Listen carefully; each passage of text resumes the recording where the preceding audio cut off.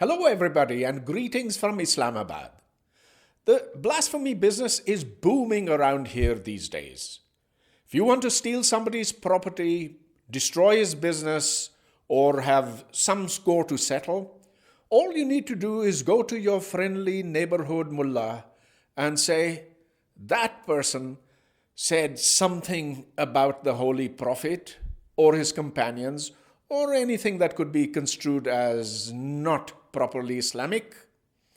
And in no time, you will have a howling mob that will come, descend upon that person, tear him to pieces, and your job's done. Let me give you an example. There was a young man, 23 years old, by the name of Mashal Khan. He was a student at Abdul Wali Khan University in Mardan, which is about 70 miles or so from here. And the university administration wanted him gone.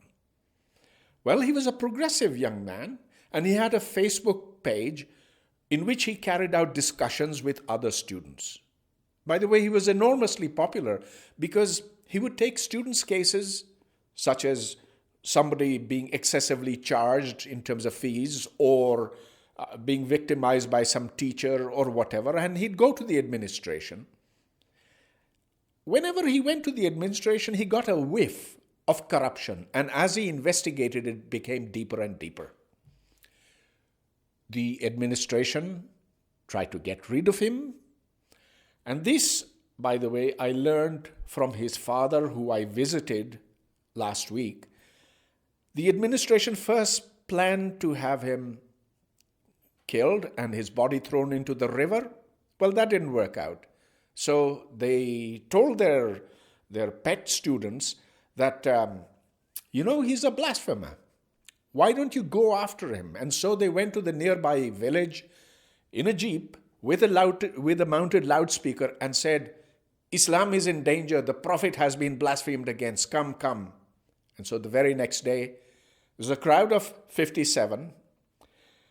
And among them was Mashal Khan's roommate, who he had befriended multiple times. They first stripped him naked.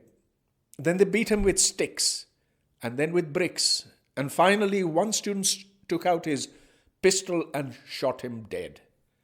All this while 400 other students were looking on, making a video of this with their smartphones, and not one did anything to help Mashal Khan.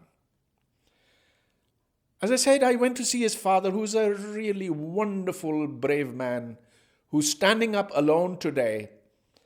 And he told me that because of the national furor, there was a joint investigation team that had been set up by the Supreme Court of Pakistan, which found that he had not blasphemed, that he had been targeted for revealing layers of corruption in the university administration. And just to give you one example, the university has on its payroll 300 security guards, and 200 of them work as private servants in the homes of the bigwigs around that place.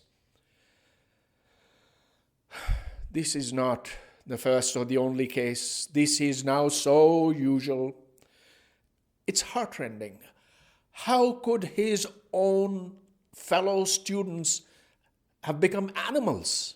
How could they have torn him to pieces like mad men?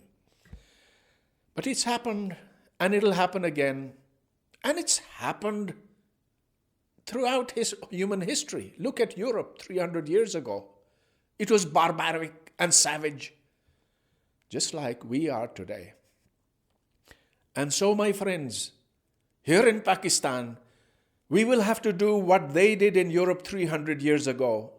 Pay the price. We will have to sacrifice ourselves. But we know that we shall win. We shall win because the forward thrust of humanity is unstoppable. So no matter what these religious fanatics do with us, we know that we shall prevail. So be of good cheer and goodbye.